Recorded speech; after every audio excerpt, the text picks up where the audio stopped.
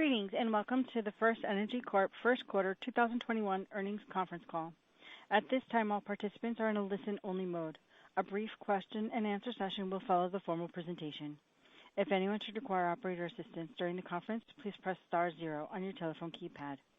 As a reminder, this conference is being recorded. It's now my pleasure to introduce your host, Irene Prezel, Vice President, Investor Relations for FirstEnergy Corp. Thank you. Ms. Prezel, you may begin. Thank you. Good morning, everyone, and welcome to our first quarter earnings call. Today we will make various forward-looking statements regarding revenues, earnings, performance, strategies, prospects, and other matters. These statements are based on current expectations and are subject to risk and uncertainties. Factors that could cause actual results to differ materially from those indicated by these statements can be found on the investor section of our website under the earnings information link and in our SEC filings. We will also discuss certain non-GAAP financial measures. Reconciliations between GAAP and non-GAAP financial measures, the presentation that supports today's discussion, and other detailed information about the quarter can be found in the Strategic and Financial Highlights document on the investor section of our website. Participants in today's call include our President and Chief Executive Officer, Steve Strah, Senior Vice President and Chief Financial Officer, Jon Taylor, and our Vice Chairperson and Executive Director, John Summerhalter. We will also have several other executives available to join us for the Q&A session. Now I'll turn the call over to Steve. Thank you, Irene, and good morning, everyone. Yesterday, we reported first quarter 2021 GAAP earnings of 62 cents per share and operating earnings of 69 cents per share, which is in the upper end of our guidance range. As John will discuss, our results reflect the continued successful implementation of our investment strategies, higher weather-adjusted load in our residential class, and strong financial discipline in managing our operating expenses. Last month, I was honored to be named FirstEnergy CEO and appointed to the board of directors. I greatly appreciate the trust and confidence the board has placed in me since I was named president last May and acting CEO in October. I have great pride in FirstEnergy and the work our employees do to serve our customers and communities. It's my privilege to continue leading the company as we navigate our current challenges and position our business for long-term stability and success. As we work to move FirstEnergy forward, my priorities are the continued safety of our employees and customers, ensuring that ethics, accountability, and integrity are deeply ingrained in our culture and supported by a strong corporate compliance program. Executing FE Forward, our transformational effort to capitalize on our potential, deliver long-term results, and maximize near-term financial flexibility. And continuing our investments in infrastructure growth opportunities from electrification, grid modernization, and renewable integration to benefit our customers. During today's call, I'll provide an update on the Department of Justice investigation, regulatory matters, and our FE Forward initiative and other business developments. John Summerhalter will join us for an update on the board and management's work towards instilling a culture of compliance built upon the highest standards of ethics and integrity. Then Jon Taylor will review our results and other financial topics before we open it up for your questions. As we discussed on our fourth quarter call, we are committed to taking decisive actions to rebuild our reputation and focus on the future, and continuing to cooperate with the ongoing government investigations. We have begun discussions with the DOJ regarding the resolution of this matter, including the possibility FirstEnergy entering into a deferred prosecution agreement. We can't currently predict the timing, outcome or the impact of the possible resolution with the DOJ. Our goal is to take a holistic and transparent approach with a range of stakeholders across the spectrum of matters under review.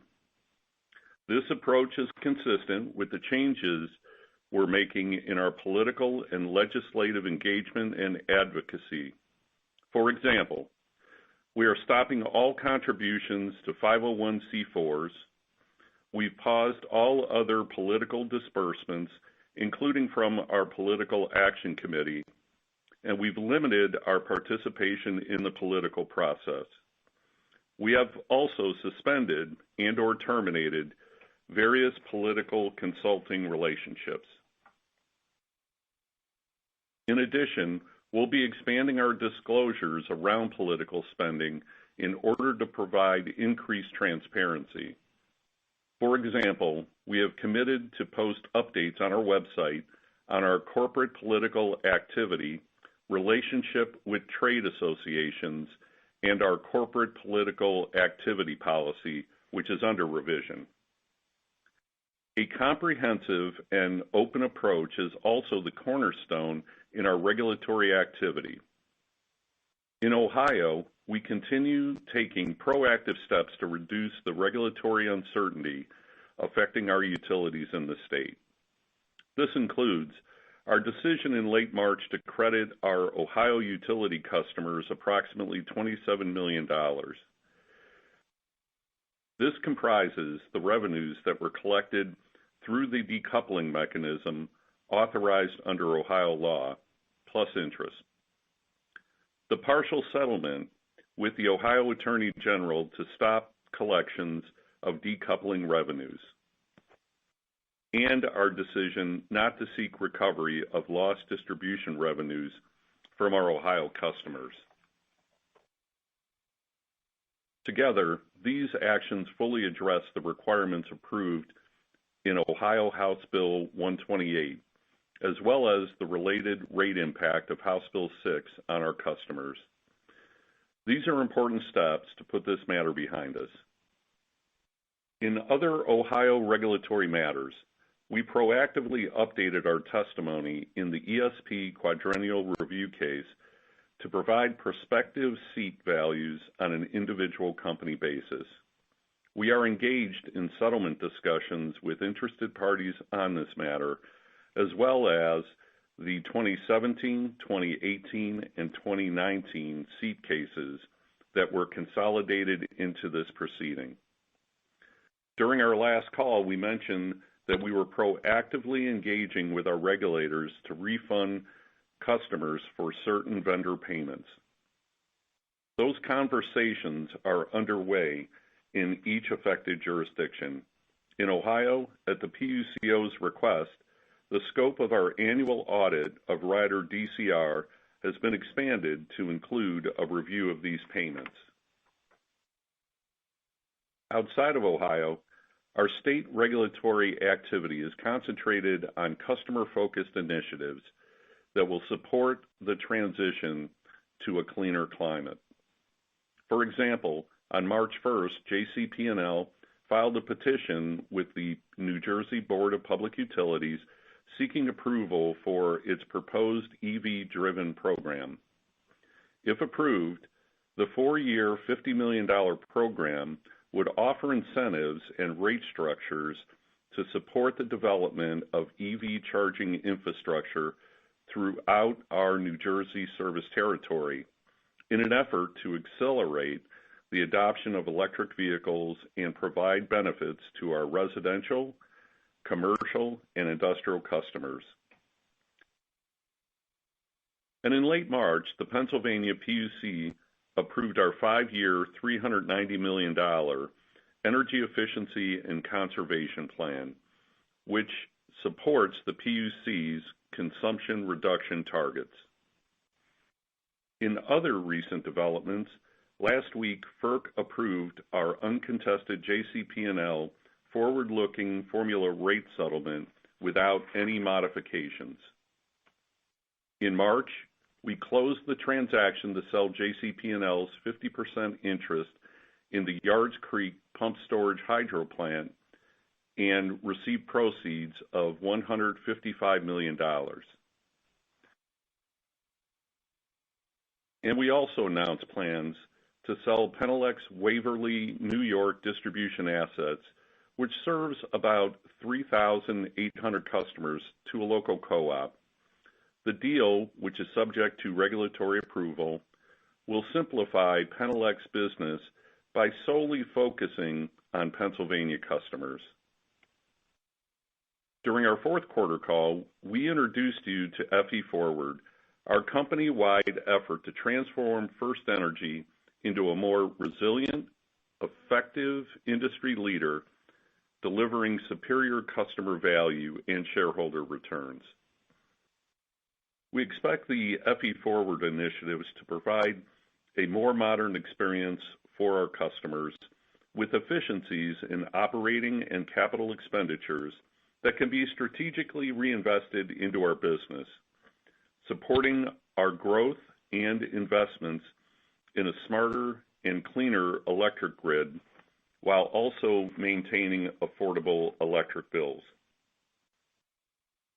During the first phase of the project, we evaluated our processes, business practices, and cultural norms to understand where we can improve. While our safety and reliability performance is strong, we found opportunities in many areas to enhance and automate processes, take a more strategic focus on operating expenditures, and modernize experiences for our customers and employees.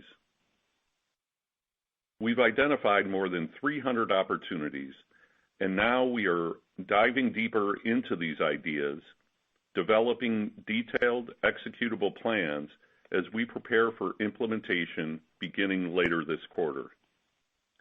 Examples of this work include improving the planning and scheduling through integration of systems to allow our employees to deliver their best to our customers, leveraging advanced technologies such as drones and satellite imagery to improve our vegetation management programs, using predictive analytics and web-based tools to provide our customers with more self-service options and improve their experience, and leverage purchasing power to optimize payment terms. As part of these efforts, we intend to evaluate the appropriate cadence to initiate rate cases on a state-by-state basis to best support our customer-focused strategic priorities. We will also remain focused on emerging technologies, smart grid, electric vehicle infrastructure, and our customers' evolving energy needs as we think through how to reduce our carbon footprint. We're off to a great start this year, and yesterday we reaffirmed our 2021 operating earnings guidance of $2.40 to $2.60 per share. Our leadership team is committed to upholding our core values and behaviors and executing on our proven strategies as we put our customers at the center of everything we do.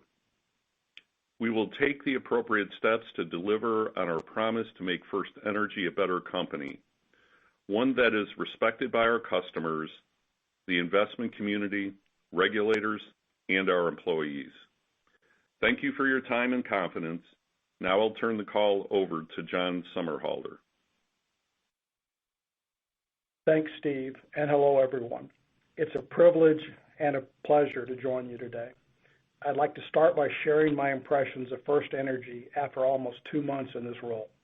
This is a company with a firm foundation, including a commitment to improve in the area of governance and compliance, a commitment to customers by embracing innovation and technology to help ensure the strength, resilience, and reliability of its transmission and distribution businesses, a deep-seated and strong safety culture, and a strong potential to deliver significant value to investors through customer-focused growth.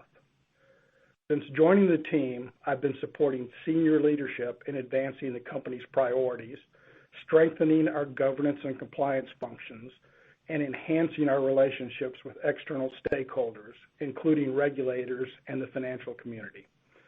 Steve spoke about our business priorities, so I will focus my remarks today on our compliance work, including remedial actions. First, I'd like to update you on our internal investigation, which has revealed no new material issues since our last earnings call. The focus of the internal investigation has transitioned from a proactive investigation to continued cooperation with the ongoing government investigations. Management and the board, with the assistance of the compliance subcommittee of the audit committee, have been working together to build a best-in-class compliance program. Through these efforts, we have identified improvement opportunities in 5 broad categories, including governance, risk management, training and communications, concerns management, and third-party management. As part of these efforts, FirstEnergy is embracing a commitment to enhancing its compliance culture to be best in class. Some of the actions completed to date include hiring our Senior Vice President and Chief Legal Officer, Yun Park, in January, Antonio Fernandez, who joined as Vice President and Chief Ethics and Compliance Officer last week, and myself. On the board side, Jesse Lynn and Andrew Tino joined us from Icon Capital in March, and the board has nominated a new independent member, Melvin Williams, for election at the annual shareholders meeting when Sandy Pianalto's term ends next month. I believe the insights and experience of these new leaders are helping to round out a very committed and competent board and management team. In March, the board affirmed our confidence in Steve by naming him CEO. Steve has consistently demonstrated the integrity, leadership skills, strategic acumen, and deep knowledge of our businesses needed to position FirstEnergy for long-term success and stability. These changes, along with the board's reinforcement of and the executive team's commitment to setting the appropriate tone at the top, will support a culture of compliance going forward. For instance, we recently held an event where the chairman and the chair of the compliance subcommittee addressed the company's top 140 leaders regarding the expectations to act with integrity in everything we do. Our legal department recently completed training on up-the-ladder reporting, and we have enhanced our onboarding process for new employees and for third parties on expectations around our code of business conduct. Over the course of the next few months, there will be many more steps the company will take to enhance our compliance program, such as continuing to build the new, more centralized compliance organization under Antonio's leadership, addressing our processes, policies, and controls, which include additional oversight for political contributions, continuing to emphasize our values and expectations in ongoing communications with our employees, incorporating compliance into our goals and performance metrics, and holding all employees, regardless of title, to the same standards, enhancing the channels for incident reporting, and developing thorough and objective processes to investigate and address allegations of misconduct, and ensuring increased communications with and training of employees with respect to our commitment to ethical standards and integrity of our business procedures, compliance requirements, our code of business conduct, and other company policies, and understanding and utilizing the process for reporting suspected violations of law or code of business conduct.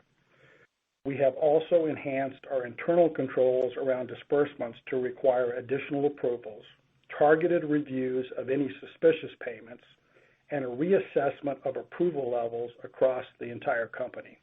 Additionally, in the area of disbursements, we will update and clarify policies and procedures, conduct training, and institute a regular audit program that reviews payments and services performed. A detailed list of the corrective actions we are taking can be found on pages 8 and 9 of our first quarter fact book. Over the next several months, we expect to make significant progress in the areas of compliance led by Antonio's organization, where it will continue to be overseen by the board and the newly established Management Steering Committee for Ethics and Compliance. Through these efforts, we expect the material weakness associated with the tone at the top to be remediated by the time we file our fourth quarter earnings. Our leaders are continuing to elevate the importance of compliance and working to regain the trust of employees and our stakeholders by modeling appropriate behavior and consistently communicating that compliance and ethics are core values, just like safety.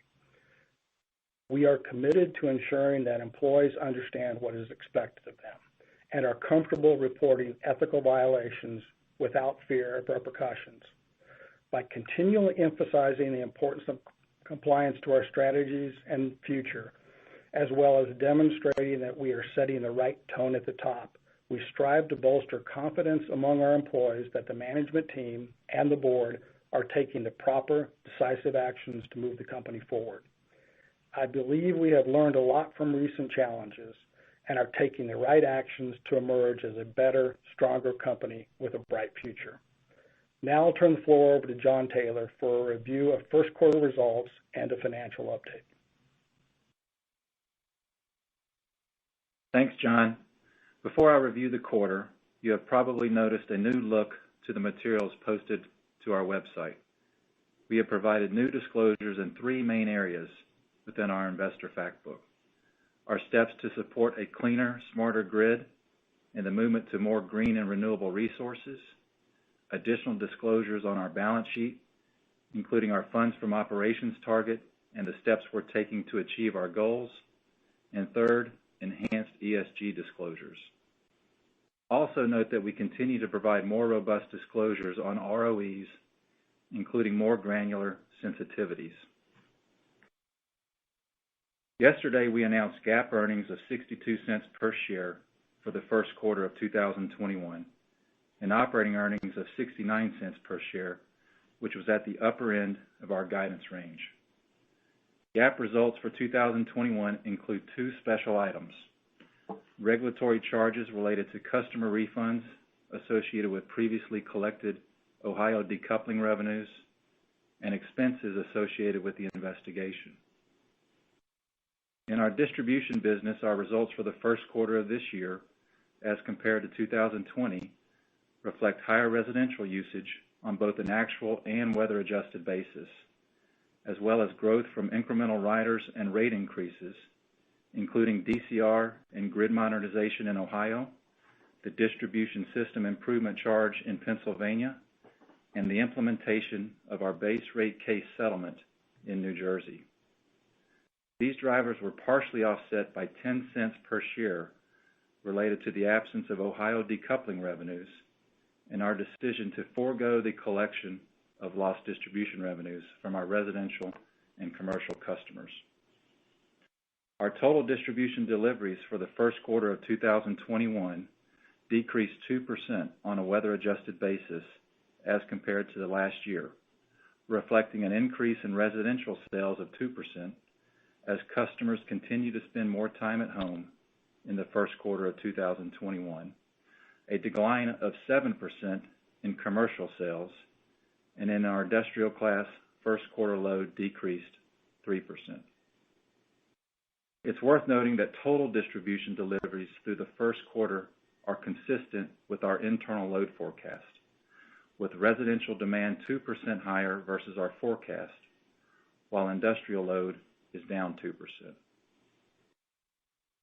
In our regulated transmission business, earnings decreased as a result of higher net financing costs, which included an adjustment to previously capitalized interest, partially offset by the impact of rate-based growth at our ATSI and MAIT subsidiaries. Finally, in our corporate segment, results reflect lower operating expenses, offset by the absence of a first quarter 2020 pension OPEB credit related to Energy Harbor's emergence from bankruptcy, as well as higher interest expense. We are off to a solid start for the year and are reaffirming our operating earnings guidance of $2.40 to $2.60 per share for 2021. We've also introduced second quarter guidance of 48 to 58 cents per share. In addition, our strong focus on cash helped drive a $125 million increase in adjusted cash from operations and a $185 million increase in free cash flow versus our internal plan for the first quarter. As to a couple of other financial updates, our 2021 debt financing plan remains on track. In March, FirstEnergy Transmission issued $500 million in senior notes in a strong, well-supported bond offering that showcased the strength of our transmission business. The deal was oversubscribed and on par with an investment-grade offering. We used the proceeds to repay $500 million in short-term borrowings under the FET revolving credit facility. In addition, we repaid $250 million at the FirstEnergy holding company. We also successfully issued $200 million in first mortgage bonds at Mon Power in April that was also very well supported. This supports our earlier commitment to reduce short-term borrowings, as well as our goal to improve our credit metrics at FirstEnergy, return to investment grade as quickly as possible, and maintain the strong credit ratings at our utilities. We continue to provide the rating agencies with regular updates on our business, and we are working with them to develop a clear outline of what is needed to return FirstEnergy to investment-grade credit ratings. Key milestones include governance and compliance changes at our company, resolution of the DOJ investigation, and solid credit metrics. As to more longer-term financing needs, through the execution of FE Forward, we have reduced our debt financing plan by approximately $1 billion through 2023, mainly at the FirstEnergy and FirstEnergy Transmission holding companies. Additionally, as we have previously mentioned, equity is an important part of our overall financing plan, with plans to raise up to $1.2 billion of equity over 2022 and 2023. As we said previously, we'll flex these plans as needed, and we are also exploring various alternatives to raise equity capital in a manner that could be more value-enhancing to all stakeholders. These actions, combined with new rates at JCP&L and our 60% plus formula rate capital investment program, will generate $150 million to $200 million of incremental cash flow each year, while maintaining relatively flat adjusted debt levels through 2023, all of which will support our targeted 12 to 13% FFO to debt range. Turning to our pension, our funding status was 81% at March 31st, up from 78% at the end of last year, resulting in a $500 million reduction in our unfunded pension obligation, which improves our adjusted debt position with the rating agencies. The extended funding time frame permitted under the American Rescue Plan, together with the modification of interest rate stabilization rules, means that we do not expect any funding requirements for the foreseeable future, assuming our plan achieves a 7.5% expected return on assets. Although we plan to make contributions into the pension next year, this legislation provides us with additional discretion and flexibility to make voluntary contributions as we assess our capital allocation plans. As Steve mentioned, discussions have begun with the Department of Justice. While no contingency has been reflected in our consolidated financial statements, we believe that it is probable we will incur a loss in connection with the resolution of this investigation. However, we cannot yet reasonably estimate the amount. Finally, last month, President Biden introduced the American Jobs Plan, which includes a corporate tax increase and proposed minimum tax, as well as potential opportunities related to proposed infusion into the electric vehicle infrastructure and the energy grid. Clearly, it's very early in the process, but the corporate tax provision could be slightly cash positive for us if implemented in its current form. Our solid first quarter results and expectations for the year reflect our strong operating fundamentals and the continued success of our strategies to modernize and enhance our distribution and transmission systems. As we move our company forward, we are laser focused on unlocking opportunities and increasing value for our shareholders, customers, and employees. Thank you for your time. Now let's open the call to your Q&A. Thank you. Now we'll be conducting a question and answer session. If you'd like to ask a question, please press star 1 on your telephone keypad. A confirmation tone will indicate your line is in the question queue. You may press star 2 if you'd like to remove your question from the queue. For participants using speaker equipment, it may be necessary to pick up your handset before pressing the star keys. Our first question comes from the line of Michael Lapides with Goldman Sachs. Please proceed with your question. Hey, everybody. Thank you for taking my question. Real quickly, this one's probably for John. Your prior guidance and disclosure before the act passed in March of this year that impacts pension assumed pretty sizable pension funding requirements in 2022 and beyond. If you're no longer making those pension funding requirements, why wouldn't the equity funding requirements go down in lockstep? Well, Michael, I appreciate the question. At least from my perspective, the equity is an important part of achieving our targeted FFO to debt of 12 to 13%. So if it's not, used to, pay down pension obligations, it would be used to pay down other balance sheet related debt. So we are laser focused on improving the balance sheet, getting it up to that 12 to 13%, and equity is a key component of that. In other words, what you're basically saying is you're saving cash from not having to make pension requirements, but you're looking to delever. Like you recognize, hey, we need to delever. We're more levered than our peer group. Let's delever, reduce the risk profile, play for the higher ratings from the credit side. That's right. Okay. That's right. If you look at where we're going to be this year, somewhere around 10 to 10.5% FFO to debt, that's not acceptable for us. We want to be at the 12 to 13% and then have a plan to improve going forward. Got it. Makes a ton of sense. Okay, one follow-up. Y'all gave great detail on a lot of the distribution CapEx projects or potential projects, meaning state by state, et cetera. What I'm struggling a little bit to understand is aligning that detail with what's actually in your CapEx guidance on the distribution segment, meaning are things that you filed for, say the EC in Pennsylvania or the EV project in New Jersey, granted that one's kind of small, what's in guidance and which of these are not in guidance, or are these all upside to guidance? So Michael, I would tell you that some of the filings that we've made that have not been approved are not in our CapEx forecast currently. So that would be upside to the CapEx programs. What we have that's in our forecast now are those items that have been approved, other than, I think, in 2022 and 23, we do assume that we're going to roll into a Grid Mod 2 program. So I think that would be the only item out there that's in our forecast that has not been approved. Yeah, and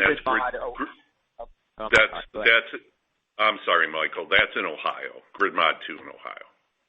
Right. Okay. Thank you, guys. Much appreciated. Thanks, Michael. Thank you. Our next question comes from the line of Steve Fleishman with Wolfe Research. Please proceed with your question. Yeah, hi, good morning. Thanks. So just a question on your comments on Ohio regulatory updates. So last call, you talked about pursuing kind of a goal to comprehensively resolve all regulatory issues in Ohio. And then it sounds like on this call, you are now officially engaged in settlement talks on the seat issues, both backward and looking forward. Is that correct? Yeah, good morning. It's Eileen Mickelson. I'm Vice President of Rates and Regulatory Affairs. Thanks, Steve, for your question. We have engaged with a broad range of parties in Ohio in open, transparent, kind of constructive discussions about a whole range of issues that are pending in Ohio. We had our first broad-based meeting March 31st of this past quarter, very well attended, represented by folks that represent really all of our customer groups. And in the course of that discussion, we are talking about the quadrennial review, the seat cases, both historical and prospective, as well as many, many other matters. I would say that in the course of those discussions, I think the parties expressed to us generally an appreciation for the approach that we were taking in Ohio to resolving these matters, and also, generally an appreciation for the actions that the company's taken to date in Ohio to move past the issues that we currently face. Okay. So, to put it another way, you put out the olive branch to have these discussions, and it does appear that the key parties at least are willing to talk to you in settlement talks of these various issues? Yeah, Steve, I want to be sensitive to the ongoing discussions, but at the end, we felt good as a team about the level of engagement. And as we had talked through on our prior call, part of this for us is a listening tour, right? Just to listen to the various constituencies, work to understand where we can find common ground. And I think that process is off and running, just as we had committed to. Okay. And is this something that is, because I don't think it's been something that's going to come up in any of the dockets for all those different cases. So is this something that's going to continue on kind of outside the dockets of the cases? I think the conversations with the parties will continue. Ultimately, if there's resolution of matters related to specific dockets, that resolution would be posted to those dockets, but the conversations are outside of the formal proceedings at this point. Great, thanks. One other question just for John. On the equity alternatives that you talk about reviewing for that, is that, and the only thing I can really think of that would maybe fit that would be asset sales. And maybe you could just talk about, if you are reviewing that, what would be your objectives, just like lower cost, or less dilution, or would there be other like strategic things that you might be looking at if you are reviewing asset sales? Yeah, Steve, I guess the way I think about it, there are many different alternatives to raise equity capital that would be much more accretive than issuing common equity. For instance, something like the Duke, Indiana transaction that was announced earlier this year. Obviously, it would have to be in line with our balance sheet priorities, our focus on long-term customer-focused growth. But yes, we're looking at a range of options to maximize value given our equity needs. Okay, great. Thank you very much. Thanks, Steve. Thank you. Our next question comes from the line of Julien Dumoulin-Smith with Bank of America. Please proceed with your question. Hey, good morning, everyone. Thanks for the time and the opportunity. Perhaps, if I can, to follow up on the last couple of questions. First, can you elaborate a little bit more on what we could expect out of any resolution in Ohio? I know you provided some parameters about how you're engaging with stakeholders, but what would you expect to the extent successful over here? Could this be more than just resolution of the seat test, for instance? Any additional color would be appreciated, as well as whether the deferred prosecution agreement is a prerequisite. I suspect not, but I just want to ask that explicitly. It's Eileen, and I'm going to address the regulatory discussions, and then I'll defer to others on the question with respect to the deferred prosecution agreement. But with respect to the settlement, we are, as Steve said, we're engaged in kind of a listening exercise. Our first meeting, we spent really just listening to all the parties, what areas were of interest to them, and it addressed a broad range of issues beyond necessarily the seat and the quadrennial review cases. So we're going to continue to let that process play out. It's a little too early to call what the outcome will be, but we are committed to being as open and as transparent as we can be throughout the process, listening and trying to react to what's important to the other parties. Yeah, Julian, on your second point, I'd like to just separate the potential for a deferred prosecution agreement from anything that we're doing in Ohio. That's the way I'm viewing it right now. And let me just spend a moment on the developments with the Department of Justice, because I suspect I'll get a question later even. But, the resolution discussions that we spoke of today are constructive and they're a positive development for our company. As for the details of timing, the potential for finer penalties, I really can't speculate on that at all. And I just do want to say, though, I'm encouraged by our dialogue, and I'm encouraged that we are certainly going to continue to fully cooperate with the Department of Justice. And I just want to be very respectful of that process and not get ahead of it at all.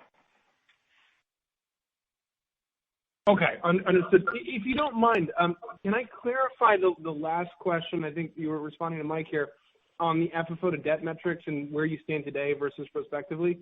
Because you talk about this FFO increase here of $150 to $200 million annually in FFO off of 2020 through 23 now, and then you talk about adjusted debt being relatively flat. I mean, shouldn't that sizably itself already address the delta that you need to get back to where you want in your credit metrics? I just want to understand where the starting position when you're thinking about, any equity alternatives or incremental equity beyond what's already in the plan at $600 million. Well, Julian, I would say that, our adjusted debt levels remaining relatively flat assume up to $1.2 billion of equity. So that's part of the plan to keep, our adjusted debt relatively flat to where it was at the end of 2020.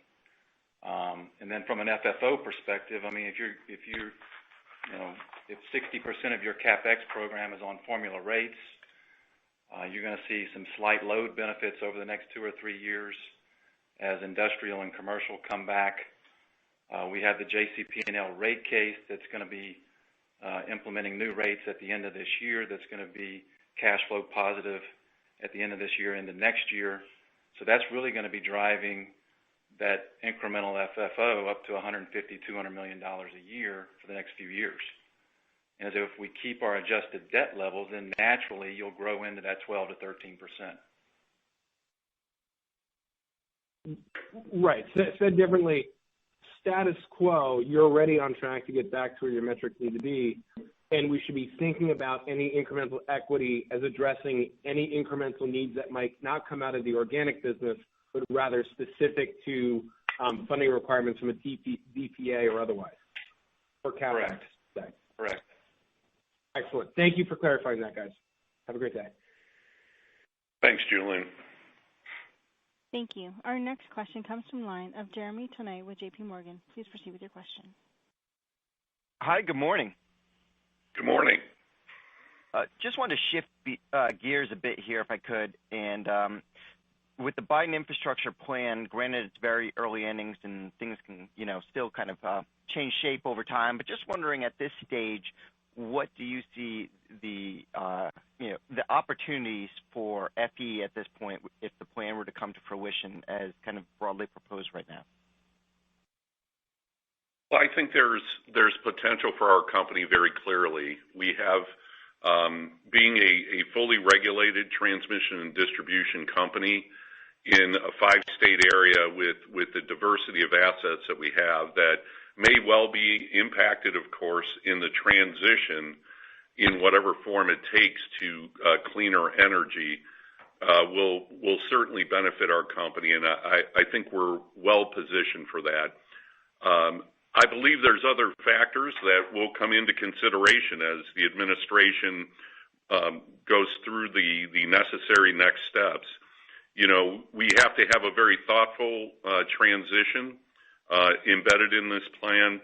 There are economic impacts, potential reliability impacts for the T&D systems that we want to stay mindful of. And look, the issue is not going to go away. Climate and some of the planning in the United States is progressing forward, and we all have to do our part. As you look at the overall goals and you look at our ESG greenhouse gas reduction goals, we have already placed out there a goal of a 30% reduction in carbon from 2019 levels by the year 2030, and we are on our way to achieving that. And we have a carbon neutrality goal in 2050. So, I think our goal, our business plan, our strategy is consistent with what the Biden administration proposed. But I think there's a lot of work to do to take it from a policy statement to on-the-ground improvements. Got it. That makes sense. And then turning over to FERC, it seems like there's possibly some developments there on the RTO adder side, and was just wondering if you could provide any thoughts that you have there on that, broadly speaking, and what impact that could have to FE if that does happen. Yeah, happy to address that question. Thank you. When we look at the impact, if in fact with this supplemental NOPR that FERC issued, which really maybe puts to rest this issue of the 50 basis point incentive that transmission organizations have been given for participation in RTOs, if we quantify that, it's probably between 4 and 5 cents for us on a total basis across all our transmission organizations. But I think it's also important to recognize this is just a supplemental notice of proposed rulemaking, has to go through a reply comment period, and then take FERC action. And I would also point out that at the same time, FERC really initiated a technical conference with respect to transmission incentives related to performance rate making, shared savings mechanisms in order to incent transmission, and that meeting's scheduled to occur in September of 2021. So I think there's some puts and takes on what may happen with transmission ROEs, and of course, as you might expect, we're going to stay very actively engaged in all of those discussions. Yeah, I think that's excellent, Eileen. And I would just add, obviously our transmission business is very important to our strategy. As Eileen outlined, the 4 to 5 cents is a concern. Obviously, we'll monitor it, but it's not enough to throw our company off track, certainly. We also have the advantage as a company to, as I stated earlier, we have a very large footprint of diverse transmission and distribution assets in which we can invest in multiple opportunities should this development become a little bit more impactful to us. That's really helpful. Last one, if I could, real quick here. With regards to equity alternatives, as you kind of touched on there, and looking at where recent asset sales have traded, is there any reason you would issue equity at these levels instead of an asset sale? And given how the plan is for $600 million next year, should we expect kind of more news on that front sooner if it takes a period of time to execute a sale if you do choose to go that route? Well, Jeremy, I think that's one of the reasons we're looking at a trade like that. I mean, if you just take the Duke Indiana forward multiple, it's like issuing common equity at $50 a share. And so you have to take a look at those types of options when you have an equity need like we do. So, I mean, I think that's one of the reasons we are looking at, something similar to that type of transaction. Got it. That makes sense. That's really helpful. Thank you. Thank you. Our next question comes from the line of Stephen Byrd with Morgan Stanley. Please proceed with your question. Hey, thanks for the really thorough update. Just a couple of additional questions for me. On governance, I understand you're sort of under revision on your entire approach. You mentioned more limited involvement in the political process. I wonder if you could just add a little bit more color, unless it's sort of premature given you're sort of under review now. Well, as you said, Stephen, it's under review. We're integrating our thinking in terms of formalizing a revised political activity policy. So that's currently under revision. In the interim, I thought it was very important for our company to take the necessary actions that we did in terms of, ceasing giving to 501c4s as an example, the activity that we talked about in terms of no disbursements out of our political action committee. We are taking a deep breath, putting a revision together that makes sense, that will help define that limited scope in the political arena. And the way I view it is you'll see increased openness and transparency in what we're involved in, accountability around that, and we are going to get involved in things in which I could sit down and talk to any of my employees about or any of our customers about, for example, because it would make sense for our company to engage in it for the betterment of all stakeholders. And that's just my current view right now. There'll be more to come as we really stand up our new compliance program that John Summerhalter spoke of, but that's just our current thinking right now. That's really, really helpful color. And then just one other question for me. Just in terms of the internal investigation and the review that you've been going through, would you characterize that as sort of broadly complete in terms of sort of fact-finding, determining, just going back through and understanding everything that happened, or would you say there's sort of significant additional work needed to kind of complete that investigation? I think the good news, this is John Summerhalter, is that, since the last earnings call, the investigation has not revealed any new material issues. So we are now transitioning that from, proactive investigation to, an investigation that will continue to cooperate with ongoing government investigations. So that transition has occurred, or is occurring. That's very helpful. That's all I had. Thank you very much. Thank you. Our next question comes from the line of Angie Storozynski with Seaport Global Securities. Please proceed with your question. Thank you. So Steve, you mentioned that there is a separation between the DOJ negotiations and what's happening in Ohio. But then again, it seems like the agreement with the Ohio Attorney General is more of a standstill agreement, at least to me, as everybody awaits the outcome of the DOJ negotiations. It seems like you guys are waiting with issuing debt, at least at JCP&L and Toledo, again, in anticipation of a potential DOJ settlement. And I'm just wondering if it's a fair assessment of what's happening. Well, Angie, the way I would look at it is we have certainly a lot of moving pieces here that we have to coordinate appropriately.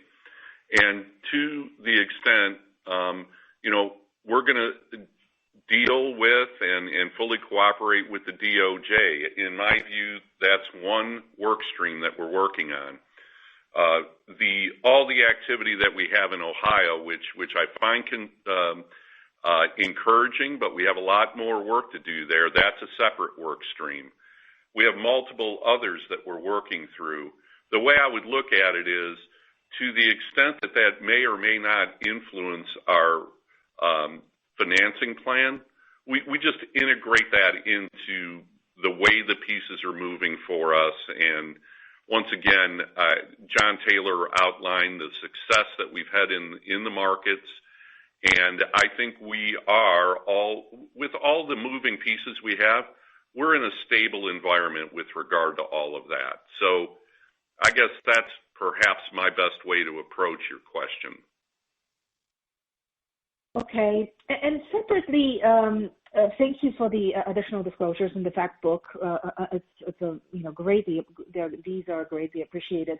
One of the things that you guys mentioned there is that you are considering distribution rate cases in all of your jurisdictions, which I take includes Ohio. So far you've mentioned seat as the issue that is being discussed with different interveners in Ohio. How about filing a distribution rate case early in the state? Well, I want to remind folks that January 1st of this year, we actually implemented our JCP&L distribution-based rate case settlement. John mentioned how that will be accretive from a cash perspective. starting later this year. I think last week, FERC approved our JCP&L transmission forward-looking formula uncontested rate settlement. Beginning January 1st of this year, we moved our remaining transmission assets to a forward-looking formula rate subject to hearing and settlement procedures. We are scheduled to have a rate case filed in Maryland for our Potomac Edison by the first quarter of 2023, and we're on schedule to file for our three Ohio companies by the end of our ESP, which is May of 2024. And so beyond that, we kind of are continually evaluating how our costs stack up against our revenues to make judgments about if and when it would be appropriate to seek base rate cases. Okay, thank you. Thanks, Angie. Thank you. Our next question comes from the line of Durgesh Chopra with Evercore ISI. Please proceed with your question. Hey, good morning, guys. Thanks for taking my question here.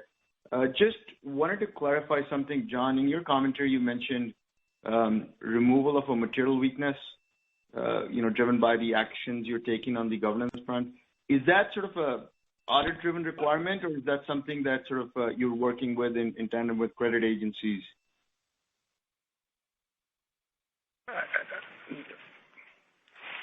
Well, I would tell you that this is John Taylor. We have two Johns on the call, so I'll take the first piece of it, and then if there's some follow-up that John Summerhalter wants to add, we can do that as well. But I do think, the material weakness is important to be remediated as part of our, steps around the culture and around the tone at the top, around governance and compliance.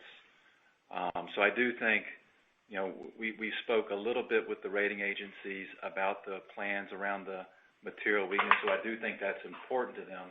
But also, I think what's important to them is just more broadly, the enhancements that we want to make to the compliance program.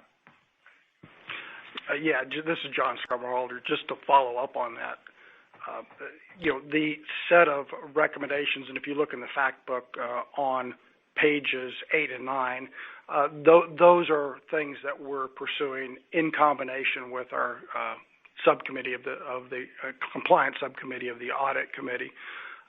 Those are the type of recommendations that address a number of issues related to having best-in-class compliance, ethics and compliance program.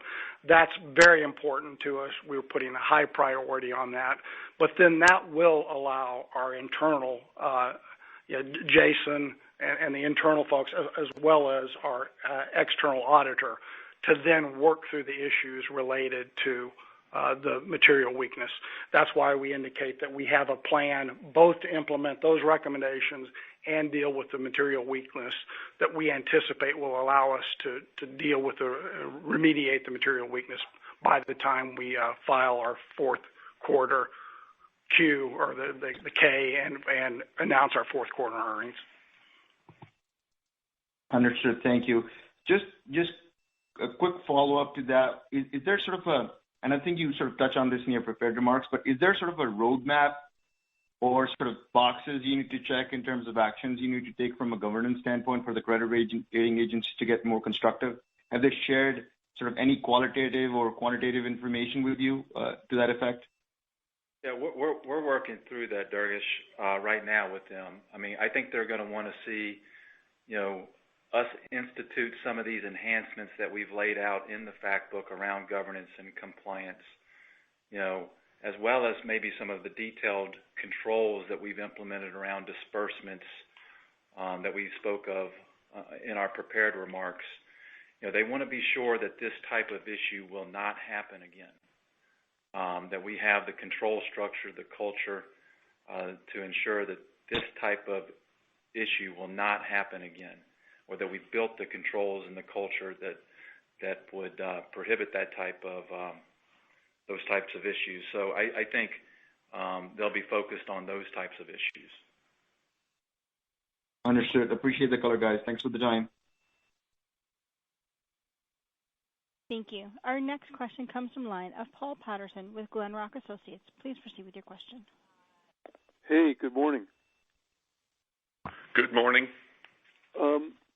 Just on the, and I apologize for this, but the decoupling, it looked like it was a 10-cent impact on the quarter, and I was wondering if I was reading that correctly, and just sort of if you walk us again through what the impact for the year is supposed to be, sort of. Yeah. So Paul, just if you think about last year, decoupling was implemented in the first quarter, so there was an adjustment in the first quarter to true up 2019 revenues to the decoupling level. So that was a piece of it. The other piece of it that was fairly significant was the fact that in 2020 the temperatures were very, very mild, and so the decoupling adjusted for the mild temperatures and the impact on load. And then a smaller piece was the lost distribution revenues that we're not pursuing collection on. So those are the components that made up the 10 cents. That kind of like 4 cents, 2 cents kind of thing. I think going forward in the second quarter, you'll probably see a 3-cent headwind. And then in the third quarter, it'll be a 4-cent headwind. And then obviously when we get into the fourth quarter, that's when we took the charge associated with reversing all of that, and so that'll flip for us. Okay, great. And then just back to the 501c4 stuff, is that, I wasn't clear whether or not how much of this was permanent or not. And part of the statement seems to be a pause on the PAC stuff, and then I just wasn't clear. Is the 501c4 policy that you guys are implementing, is that a perceived to be a permanent impact, more or less? And if so, kind of, is there a benefit from, in terms of just financially speaking, in terms of not distributing that? Well, Paul, the way I would put it, I'm sorry. No, you got it. I apologize. Go ahead. The way I would put it is that decision is currently under review with our company. 501c4s, when you look at it, there's a societal benefit component to it in which you can help community-based organizations. The other component of it, the way I look at it, is the political end of that spectrum, and that's certainly an area that we are not going to participate in, period. So as we work this through, our going forward measure will be not to contribute to 501c4s. Okay. And is there any, when we take all this stuff into account and what have you, is there any significant financial impact? I've seen, depending on different companies, sort of significant a number sometimes. Is there a potential economic benefit that we could see as a result of this that's worth mentioning, or is it still under review? No, Paul, I would not look at it in that way. The way I would look at it is, look, we're going to continue to be an excellent corporate citizen in helping the communities and our customers in the areas in which we work and live with them. And that's the way I'm viewing our giving levels going forward, a large part of it. So there won't be a large financial impact or embedded savings, I would say. Awesome. Thanks for the clarification. Thank you. Okay. Thank you, Paul. Thank you. Our final question this morning comes from the line of Charles Fishman with Morningstar. Please proceed with your question.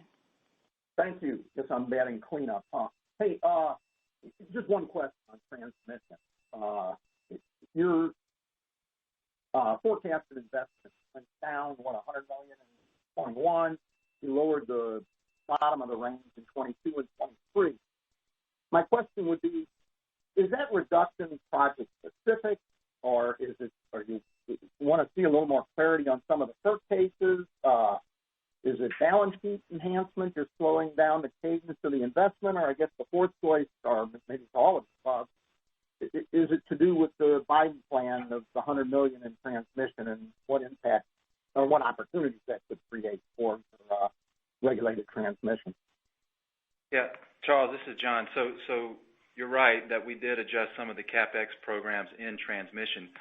That was mainly associated with the FE Forward program that we're rolling out. Some of that will impact transmission as we look to lower our overall cost structure and become more efficient as we transform the company.